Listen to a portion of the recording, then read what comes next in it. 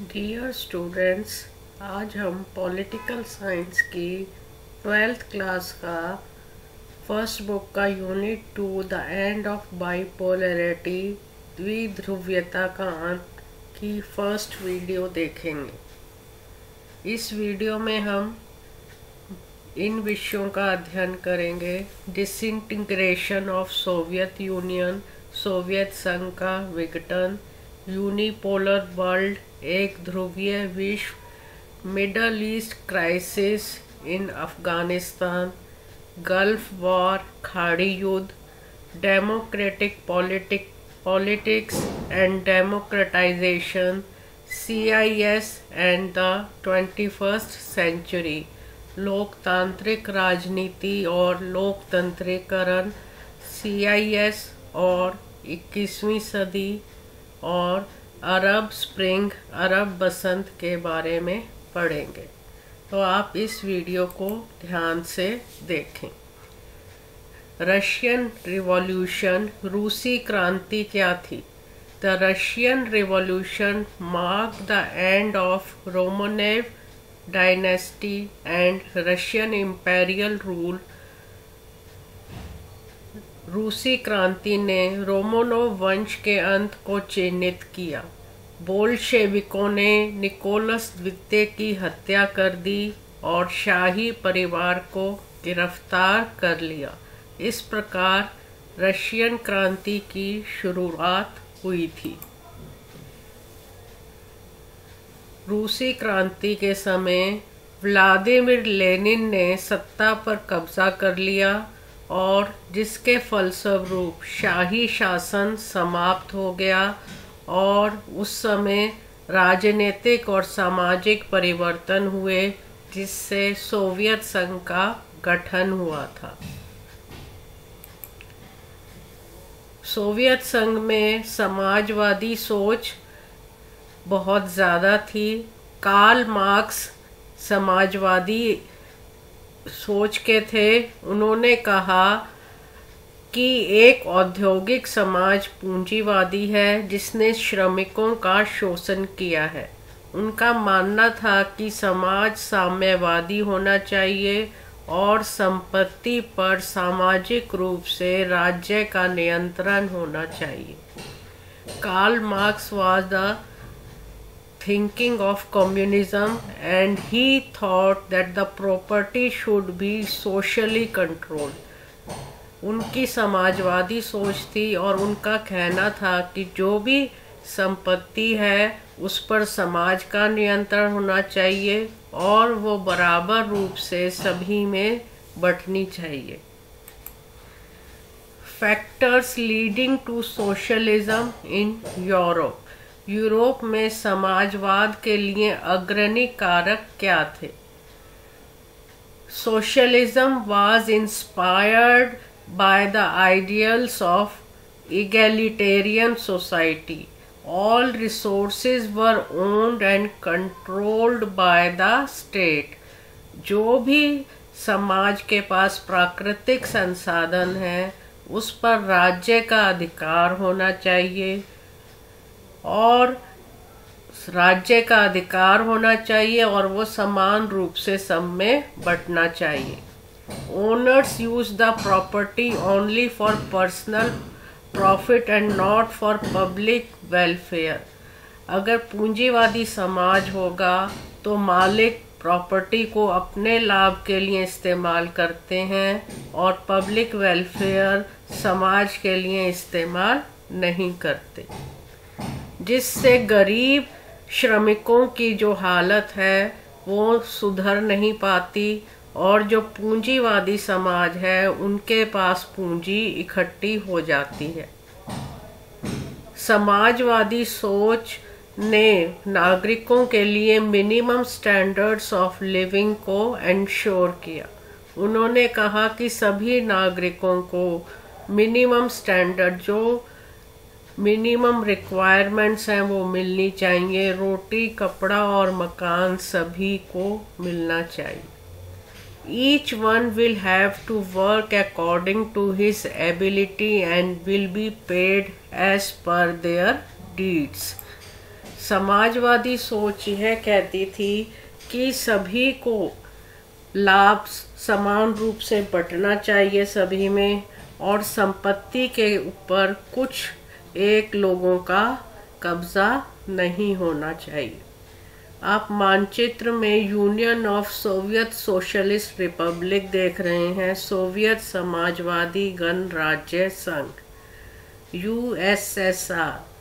इसमें आपको विभिन्न देश नज़र आ रहे हैं। तो USSR बहुत सारे राज्यों का एक संघ था, एक संगठन था।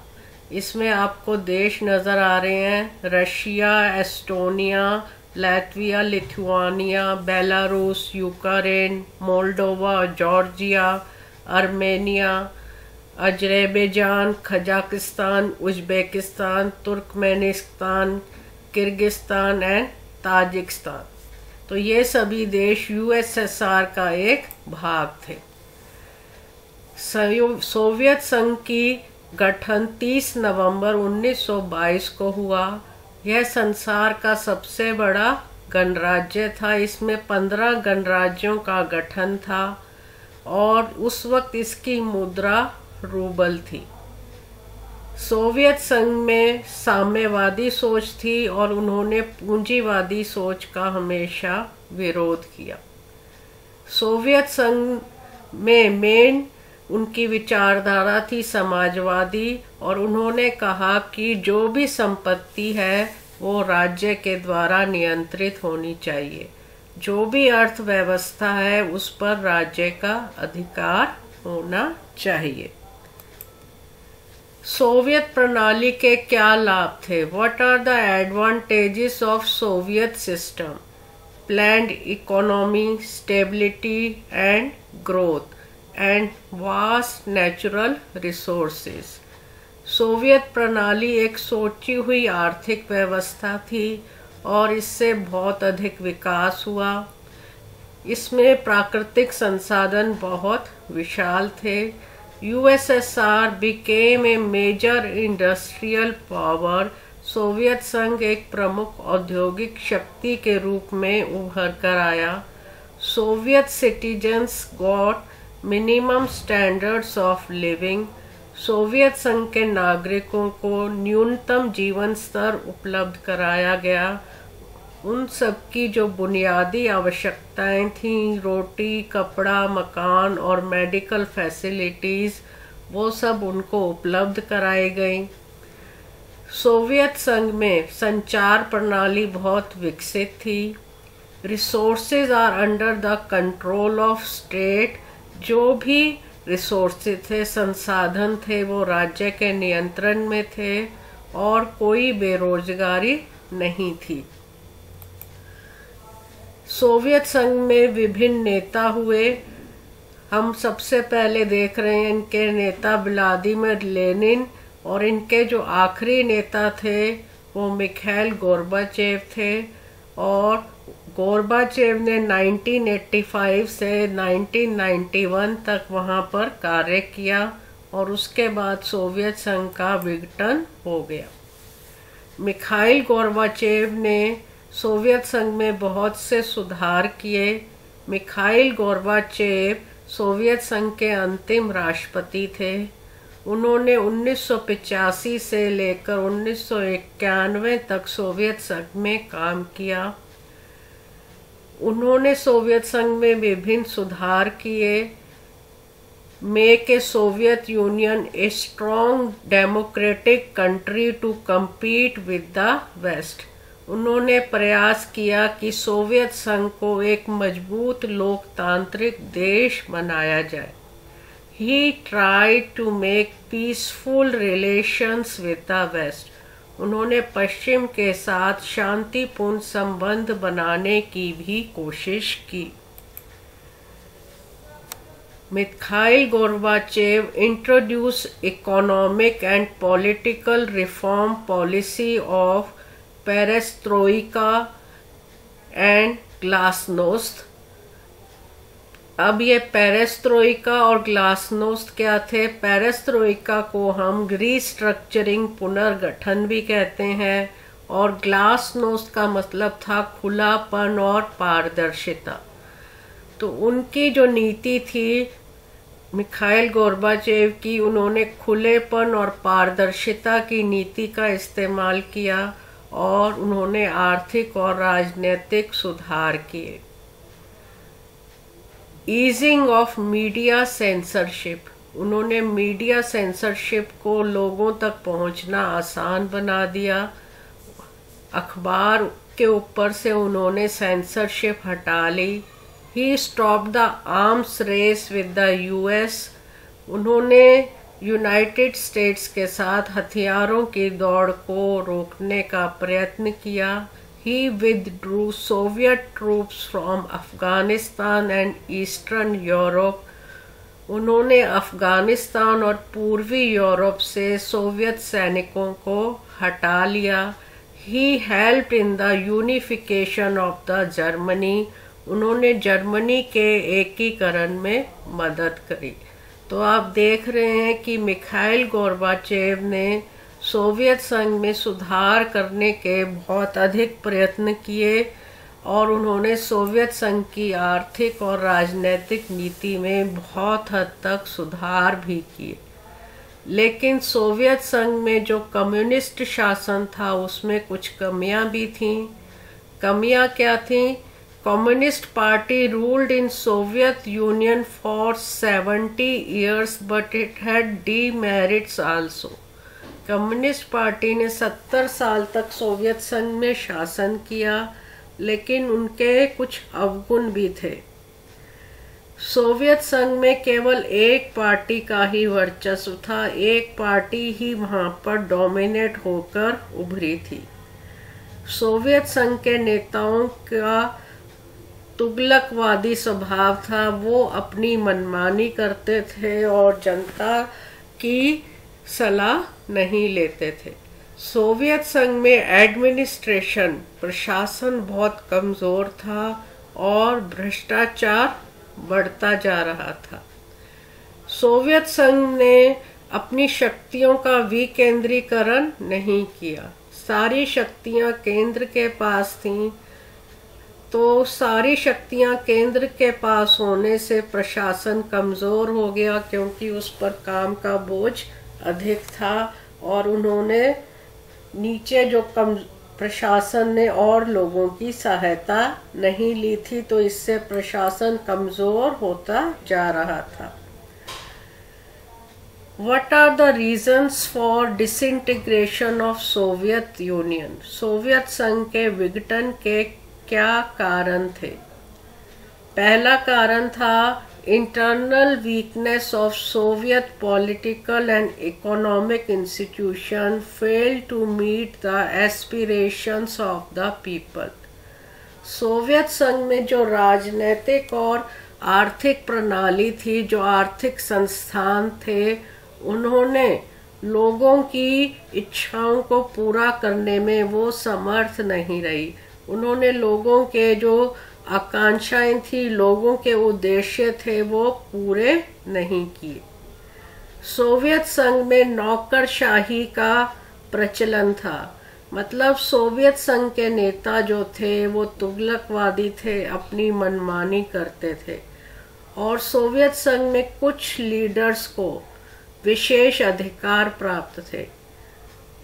सोवियत संघ का जो प्रशासन था वो बुरा था, क्योंकि अधिकारों का केंद्रीकरण था। अधिकार जो सारे थे वो केंद्र के पास थे और राज्यों को उन्होंने कोई कंट्रोल नहीं दिया था।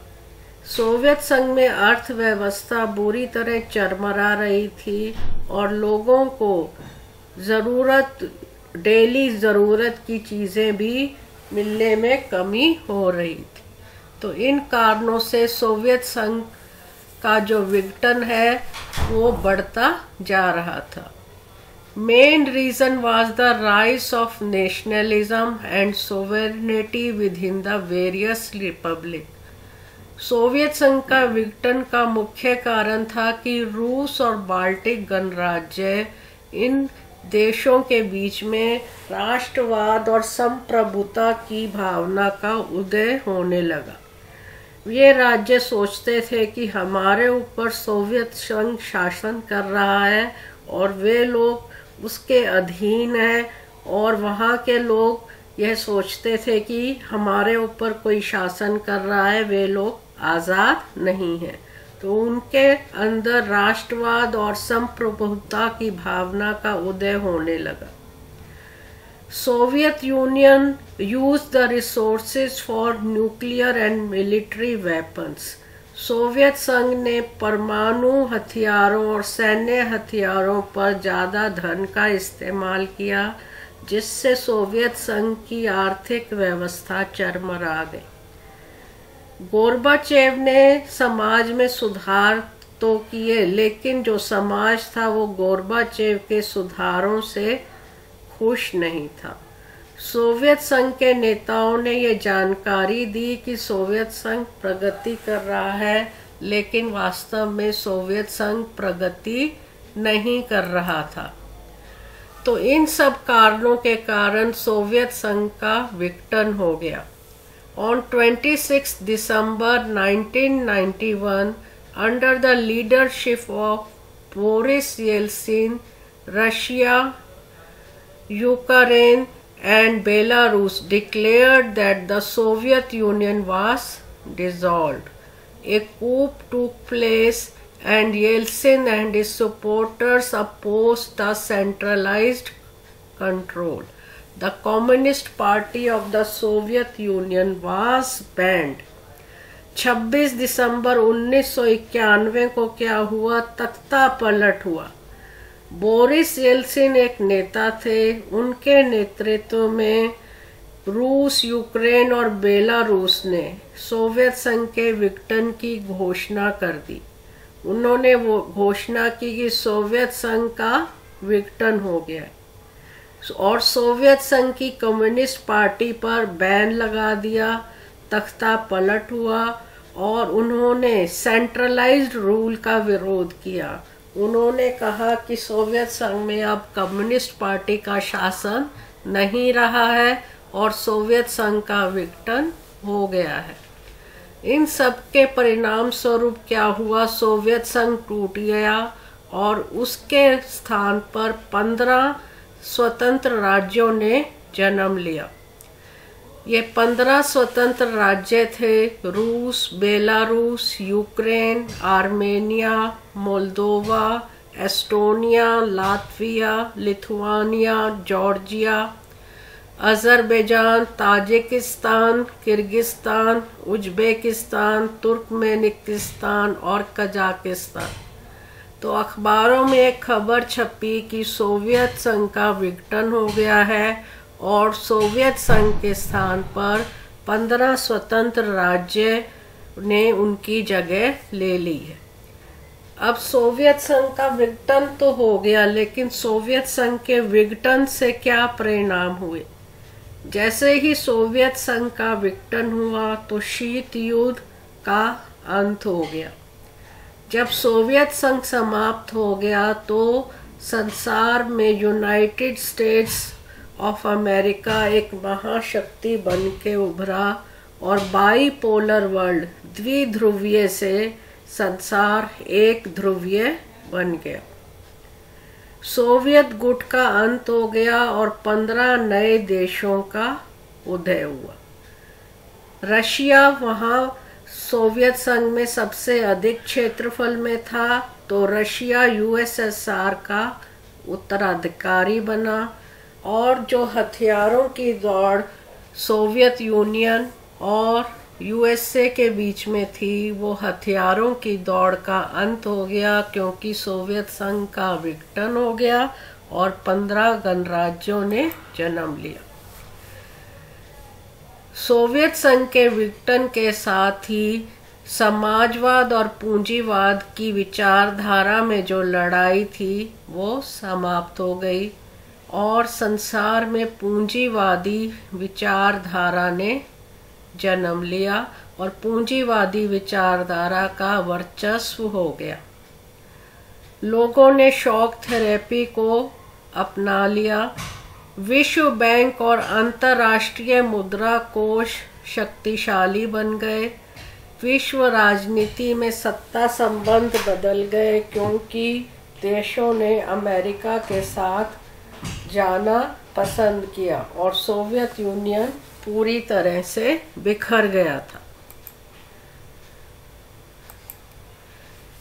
सोवियत संघ के विघटन के साथ यूनिपोलर वर्ल्ड, एक ध्रुवीय विश्व का जन्म हुआ।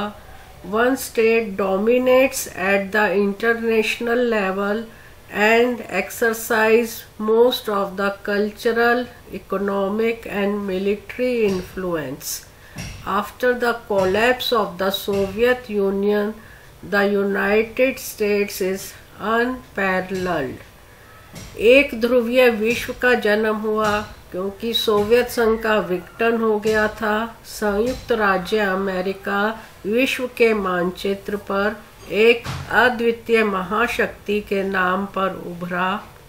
एक ध्रुवीय विश्व वह विश्व होता है जिसमें सांस्कृतिक, आर्थिक और राजनीतिक क्षेत्र में अंतर्राष्ट्रीय स्तर पर एक देश अन्य देशों पर शासन करता है, तो उसको हम एक ध्रुवीय विश्व या यूनिपोलर वर्ल्ड कहते हैं।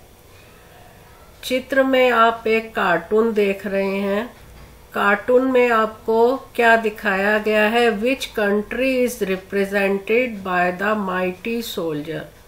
एक आपको सैनिक दिखाया गया है, तो आपको यह बताना है यह सैनिक किसकी ओर संकेत कर रहा है।